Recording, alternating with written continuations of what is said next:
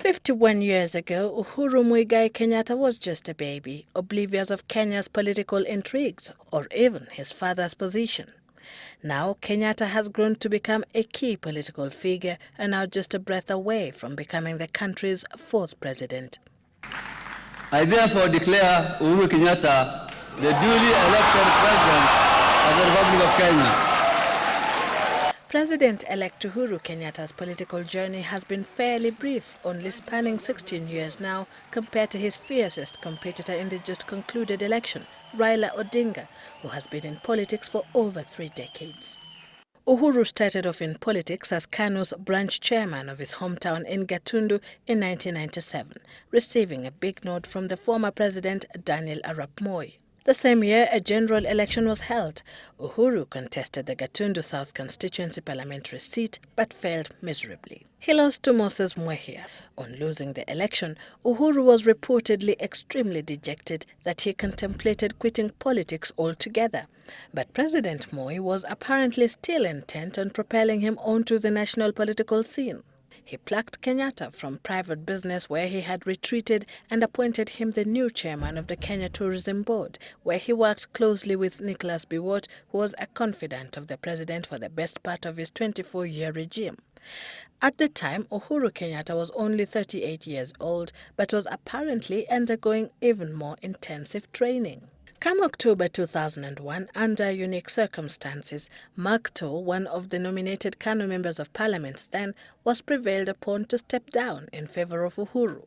Soon after, without regard for his political inexperience, Moi appointed him to the cabinet as Minister for Local Government. There was more to come for Uhuru. He made it big on the national political scene when he was elected as one of the 4 national vice-chairmen of KANU. His arch-rival in ballot 2013, Raila Odinga, a seasoned politician even then, having been sidestepped by the president in favor of Uhuru Kenyatta, who was still arguably an infant in politics at the time.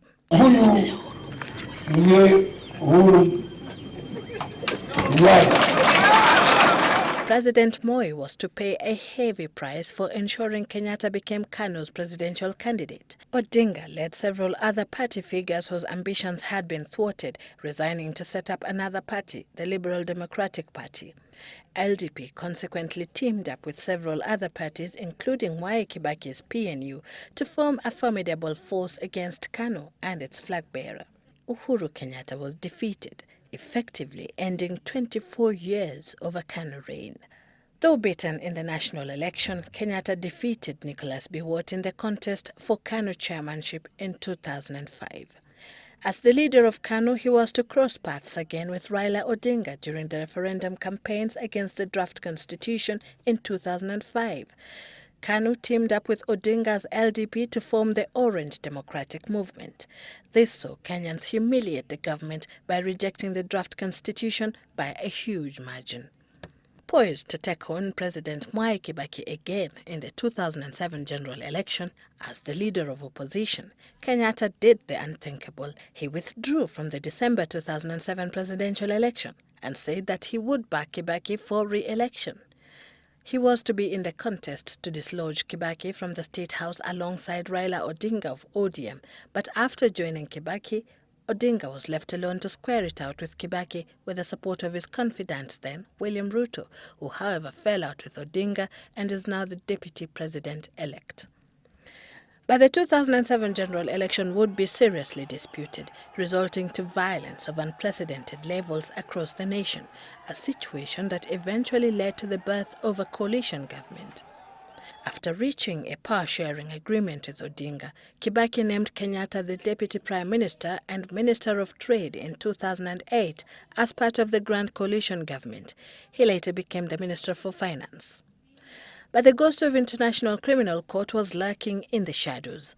Uhuru and his running mate William Ruto and 4 others were accused by the ICC of committing crimes against humanity in relation to the violence that was the aftermath of the 2007 elections.